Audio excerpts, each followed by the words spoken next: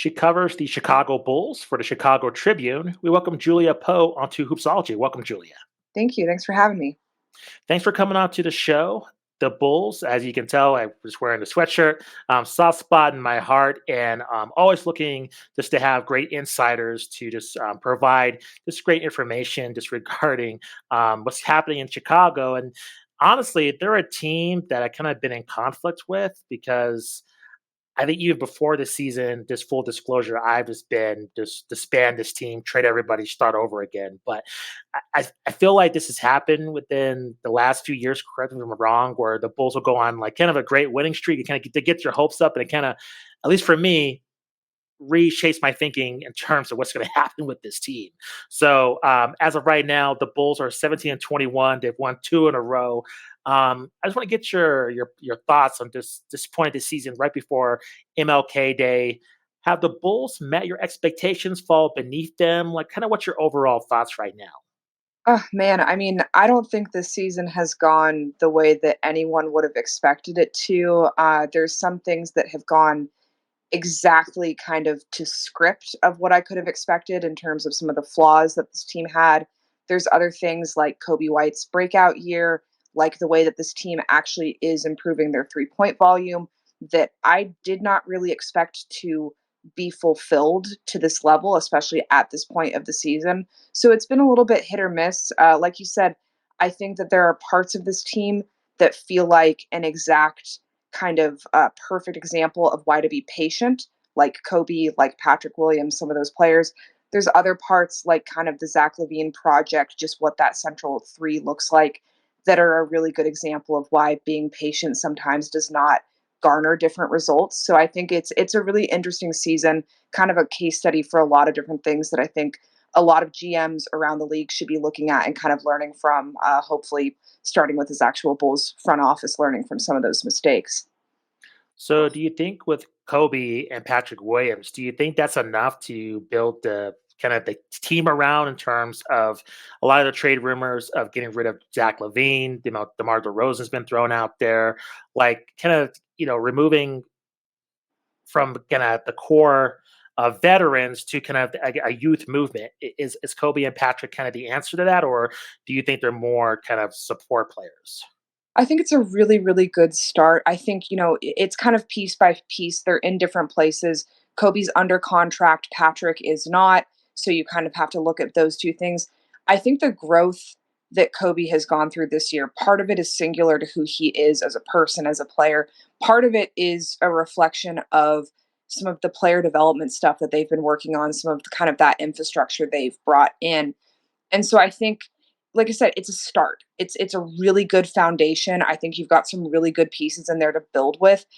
It's also not enough. Like, you have to have more than that. You have to have more of a baseline. You can't just build a youth movement around one player who's about to graduate from being young to being a little bit more in kind of that like middle part of his career in Kobe. And so I think, it's a great start, but it's not necessarily what I would look to as being like you can take those guys and package a couple other pieces around them and all of a sudden have a playoff contending team. That's not true. There have to be some major changes made. That being said, I think Bulls fans have a lot to be excited about with having Kobe as kind of one of those central players that they can build around and kind of give them a little bit of a roadmap of like, okay, this is one of our key guys. Let's see what kind of, tempo and ideology we want to build around him. Julia, in your opinion, where does Alex Caruso fall in these plans? Because I think just about everybody loves Alex Caruso around the NBA community. Do you see him as this integral piece that could be used as kind of like a maintain that hard work ethic kind of culture moving forward? Or where do you see Alex Caruso on the context of this team? Yeah, Caruso is so interesting, right? Because he's a game changer. He changes your locker room. He changes your culture on the court. He's so valuable in so many ways where he's a guy that you bring into a team. He's going to change the way that every player on your roster plays, right? He's going to make your defense look so much better. All of a sudden, he's an incredible 3-point shooter this year because he just worked his tail off on that through the summer and through the last few summers. He brings a lot on the court. I think for the Bulls, the strange piece of that is knowing, okay, if we're not a playoff contending team this year, and maybe we're not even a playoff contending team next year, Caruso is one of those trade assets that can help you get there. He's a guy that should be, I think, at least for casual and NBA fans, for diehard NBA fans, that's a guy you want to see playing deep into the summer every year. That's not a guy Mhm. that should be on vacation in June, just quite simply. And so I think the more years of that career that they kind of spend with him not being able to elevate past that, I think the more that maybe the more that maybe Caruso's camp would want to look at that. I think the more that the Bulls would have to look at that, just in terms of like the trade asset that he is. You can't just sit on that and have him grinding out defense and like somersaulting across the court night after night on a team that is still below 500. It just kind of, you look at it and you're like, these things do not match up in the equilibrium of how this should be working.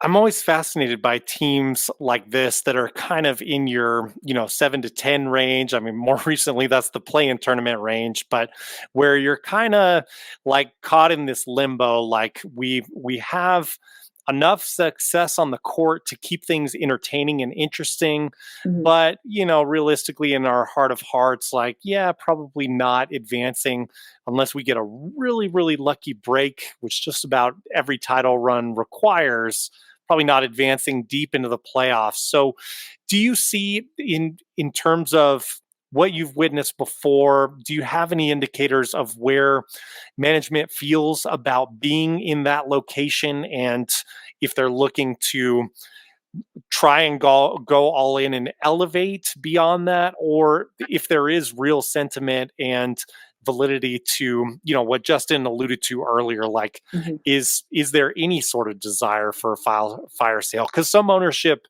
groups don't want to do that. Right. I do not get the sense that this is a front office that is looking to do some big blow it up movement at any point in time. That's just never the indication we've gotten. Not out of a lack of aggressiveness, but out of a willingness to take one move at a time, which I don't necessarily think is an issue. I think Hmm. the issue is the way that this team stalled out for a couple of kind of those trade deadlines. They didn't make any moves at a couple trade deadlines. And so now it feels like, okay, you didn't make a move, you didn't make a move, you didn't make a move. So you have to make three all at once right now. That's just not how this front office is going to work. So they obviously have their big piece right now that they're working on with Zach LaVine. That's kind of been the big focus of this year. Try to do what you can given the circumstances around that. But this is not necessarily, from any indications that I've gotten, kind of general feeling around the beat is just that this is not a front office that is going to go in and be like, okay, we tried it, didn't work, let's blow it all up. Especially with kind of where some of these contracts are at. They're in a really interesting timing with where, Vooch's contract is at versus LaVine versus DeRozan. You know, they really did. I think there's some feelings among fans with the frustration of like, what did you think was going to happen?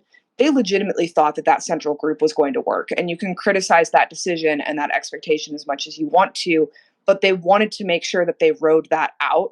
And I think, there were fans that were ready to see Kobe White be gone before the season, who I think would swallow that and delete those tweets and pretend that that never happened.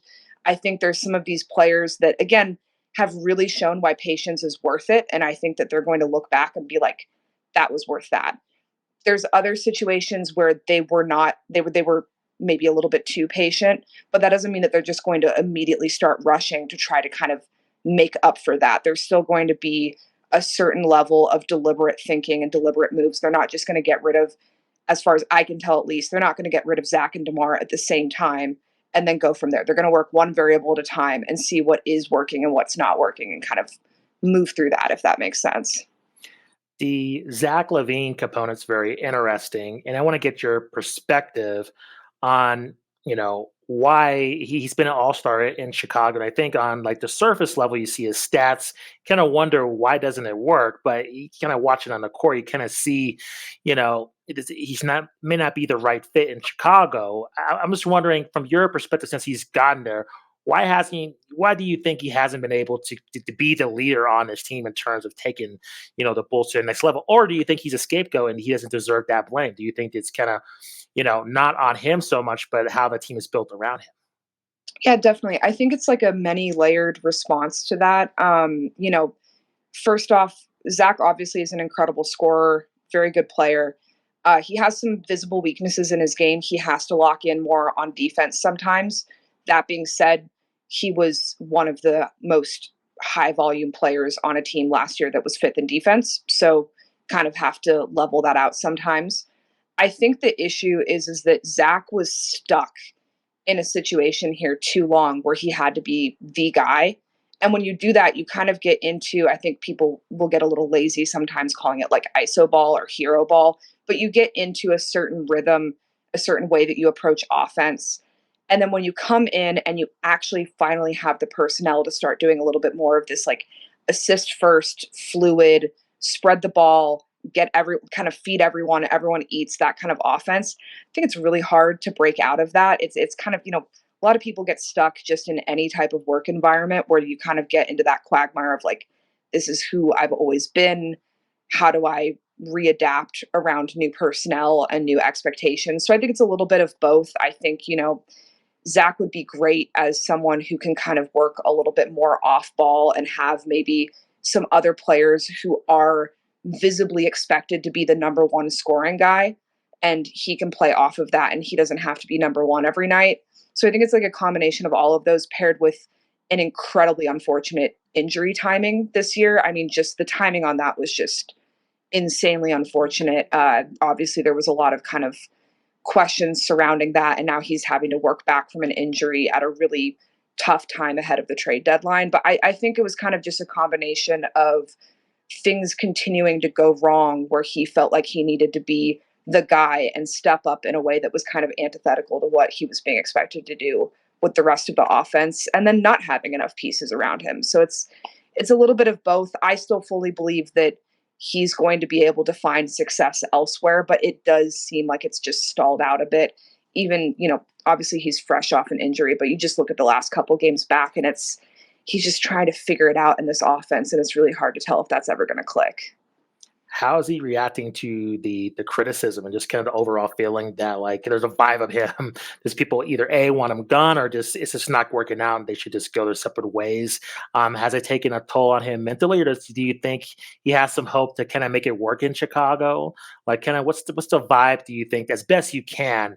Just Yeah, kind of him from a kind of and maybe if you're from like a kind of mental health standpoint, just he is human too. Like I'm sure sure. he's not a cyborg in terms of just he's put a lot of the blood, sweat, and tears. Despite how I feel about him, he's became an all star for this team. And I'm sure it has not been easy on him just hearing kind of this constant criticism. Sure. Some guys really don't read. I don't think Billy Donovan like checks social media at all. He jokes about that all the time. Zach's open about like he sees it, he hears it, he knows what people are thinking and saying about him. And I think one of the things that has always been very visible to me just covering him is like Zach cares a lot. And that can come across as sensitivity, I think, or defensiveness sometimes. It's just like a deep well of like caring. And that obviously can be one of the components to like some of the mentality issues that he has, is that he cares so much that he's like, oh my God, I just have to do this. I have to take this on. And then that's how you get a guy out there scrambling and forcing things a little bit too much. I think in all the responses that we've gotten from him, he seemed to be trying to be level headed and push through it. We haven't heard any like hints or suggestions from teammates that they're having any issues. So I think that's normally where you would see if a guy's kind of wilding out a little bit because of that, you'd hear it and see it from the teammates. He's still been locked in with DeMar. He, was traveling with the team during the injury. So I think it's been fairly good overall. We've talked about this before on the beat, that just other players that are trying to force their way out of a team you do not see around cheering on rookies and doing some of the stuff that he's doing in the locker room. So it's been I'd say pretty level-headed. You can tell how much he cares, and I don't think him wanting to go to a situation seems intrinsically tied to him wanting to leave Chicago, if that makes sense. It feels like those are two separate things, and he's not hit a point where he doesn't want to be, at least from what he's showing us. It doesn't seem like he's hit a point where he's like sick of being a Chicago Bull. He just wants to win, and like they're not winning. And I think any player at a certain point, you hit that point and you're like, this is just not making sense anymore. How are things looking with Lonzo Ball and his potential return, and what are things looking like for him? Everyone's getting Yeah. excited hearing that he's running again. What are you seeing? So he's supposed to be running again. We still do not have proof that he is Oh, running again oh yet. wow. Oh man. So we try to balance how much we're asking for updates. He's not here in Chicago. He's in LA. He'll come back and kind of do check-ins with the team, but he has this like really good setup for recovery with rehab specialists and everyone out in Los Angeles, which is also where his family is. So that's like he's out there full time, just kind of checking back in with Chicago. So the latest on him, Billy Donovan said last month that he is expected to get back to running this month. That could be jogging, that could be straight ahead sprints. There's obviously a lot of tiers. Running, I think, sounds exciting to people, but that's kind of that first step. Cutting is actually a much bigger deal for someone in his position, being able to do lateral movements side to side, basically being able to like actually use that knee in an effective way. That'll be that next step. I think the best news that we've heard is just the fact that like he's pain free doing normal everyday stuff. There was a period there where that was not true for about a year. And I think just that's the kind of thing that can wear on someone and make someone not even want to kind of push through. And that just affects your life as like a father and a person. So that's kind of the good news. Again, he's shut down for the entire year. There's no hope that he's coming back this season. A lot of fans got excited about that, and we kept having to be like, no, that's not happening. But I think the goal is that if he can get through that running, then he can start doing the cutting, and then he can start a very extensive period to maybe be back up to basketball shape and working toward those things this summer and this fall. We always like to ask our guests that cover teams, kind of the temperature of the fan base, and I want to get your perspective of not only this season, but just what makes kind of the Chicago Bulls fan base unique, just in terms of their home court and how they just, you know, approach the relationship with the team. Are they more impatient than other fan bases around the league? What's kind of, as best you can tell, bring us kind of into kind of what you hear from just the fans in terms of maybe them being impatient or just kind of the Mhm. comments you probably hear on a daily basis from them. Yeah, I think there's a certain level of like understandable urgency from Bulls fans right now. I think being a Chicago sports fan right now is pretty tough. I mean, even the Chicago Sky aren't great anymore, so that's kind of where they're at, just trying to battle through finding one team that can piece together some wins. I think for Bulls fans specifically, there's just this feeling of impatience with the front office, especially with Arturas and this new group that's in the front office. Some of that, again, I feel is earned, some isn't.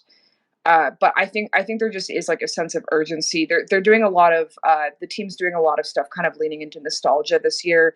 They're doing the first Ring of Honor this week, so that's been a huge focus for fans.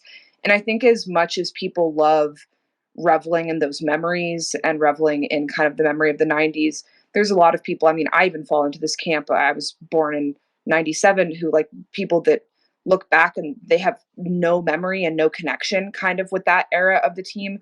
And I think as that becomes more and more of the fan base from my limited time here, it just feels like there's a sense of like, that's not enough anymore. And even the Derrick Rose years are so far in the past that there's just a sense of like, we have this name, we have this reputation, and it's so many decades old. And I think that's starting to carry a certain weight of frustration within fans. And it's understandable. I get how that feeling must be. That being said, the willingness for excitement is so high. This team has to do so little to get fans all the way bought back in. We've even seen that just this season with having one young player that they really like rooting for. They're so ready to go. They're ready to buy that jersey. They're ready to show up at games. So I think the Bulls are actually in kind of like a nice spot where you just have to give them like get above 500 and these fans will be all the way bought back in. It's just a low bar to reach and they're still not reaching it. If they do, I think that fan base is going to go absolutely insane for it, but they just have to reach that kind of that 500 bar and get back into the playoffs. Yeah, it's interesting. I mean, you outlined kind of an interesting dichotomy there. I mean, there's like the championship history, which I mean, most franchises, unless you're like the Celtics or the Lakers, I mean, you're pretty sold in. You would sign the dotted line to have that championship history that the Bulls Mhm. have.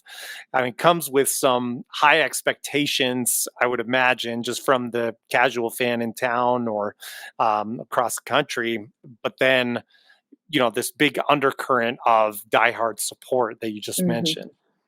Yeah, definitely, definitely. It's an interesting environment to be in. I mean, I think everyone who lives in Chicago would say that they're like passively a Bulls fan, but when you just again, when you have the history, it's just I think easy for people to kind of tune out and drop off a little bit, but they're so eager for it to get back. Like just one little win streak and fans will just be pouring back into it. They just have not been able to hit that, like I said, a very low bar for entry there on that one. In terms of kind of trying to judge the development of this team, I mean, you mentioned Mhm. Patrick Williams, of course, Kobe White, and others. Does Coach Donovan get a little bit more leeway, maybe in spite of the record, because of obviously the injury types of issues is Mhm. not something he can be blamed for. Do you feel like he's getting maybe more lenience as a result of that, and maybe from the development of some of this youth? And I'm not even trying to imply he should be on the hot seat. Yeah, definitely. It was interesting. We came into the season and you'd see a lot of this is you can't put too much stock obviously into like casual betting odds type things, but you'd see the lines of some of these like unofficial lines on who's the first coach that's going to be gone. Billy Donovan's right at the top of them. That's just not the case. The Mm. front office is incredibly bought in with Billy. There's a general sense among the executive group that they really like him. That's their guy. I think, like you said, the youth development stuff is part of it. He is really good with those younger players. He's put together some really nice stuff with the defense. Like that defense last year was very strong. The team didn't win, they couldn't shoot, but with working with the pieces that he had, they've been able to make sizable improvements, whether it's going from dead last in 3-point attempts last year to being able to lift up at least into like kind of a middle tier with that. He's been able to make growth with what he has, and I think the front office has been able to look at and see we took some bets on thinking these pieces would work and they didn't, but you're still in here coaching through it. So I would not consider him close to a hot seat. I think the front office feels really strongly that that's kind of their guy and they feel good with that. And I do think that some of the youth development has kind of been reflective of that. They're trying to bring in more kind of support staff around that as well, bringing in shooting coaches, that sort of thing. But I just can't see this team moving on from Billy in like a swift way. Want to get your perspective on just the Eastern Conference overall. Mhm. Right now, the Bulls are at ninth, kind of further back from like Cleveland, the Knicks, and the Pacers. The Magic have really taken ascension, and you have kind of the elder statesmen of the Sixers, Bucks, and the Celtics. Anything has surprised you, or what are you looking for headed towards the All Star break in terms of how the Eastern Conference has shaken out so far? Definitely. I mean, the first thing I think is interesting is, you look at the standings this morning, and you've got 5 teams locked in with the exact same record directly above the Bulls. I think that's incredibly interesting. We always knew coming into this season that there would be the top 1 or 2 spots in the East, and then everything else underneath that was going to be kind of open. I don't think I expected it to be quite this open at this point in the season. Like that parity there is strong. And it's like this weird dichotomy of parity on paper, but there are some of those teams that are in that kind of tied slate that I feel like are a lot stronger than others. You've got teams like the Pacers that are really starting to put things together with kind of young stars. I think from here on out, figuring out what the Bucks are going to do. I don't think I quite expected that meltdown to go like that. And it doesn't seem like that's not something that they can't buy at this point in the season. But man, they're really in it right now, and I think it's interesting to see when a team like that is kind of the elder statesman, like you talked about, when they get in a mud, which direction it goes in, especially when you took a swing on a player like Dame. So that's kind of the one, especially just regionally, that I really am interested in watching folks here in Chicago are always very interested in Milwaukee and the Bucks and just kind of what's going on close by. So that's one that I definitely interested to keep an eye on. Miami just feels like they can win or lose any game, which has felt true for a while. And we saw how that went last year with them going to the finals. So I think just everything feels a little more open than I expected. It is interesting how there is that big 5 game jump between ninth and everyone higher than that in the East, but we'll kind of see how that shakes out. I feel like this is the point of the season where some of that parity begins to dip off just because people start getting injured, and then you just kind of got to go from there and see what you can work with your personnel. Julia, this has been a fantastic chat. Thanks for spending some time with us. Please let us know where we can find you on social media and then any other projects you're working on as well. Definitely. I am on Twitter at by Julia Poe, and then just check out the Chicago Tribune. We do great work across all sports, and I'll be there covering the Bulls all season. We're back on the roads soon, so just looking forward to get onto that. Awesome. Thanks a lot, Julia. I really appreciate it. Awesome. Thanks, guys.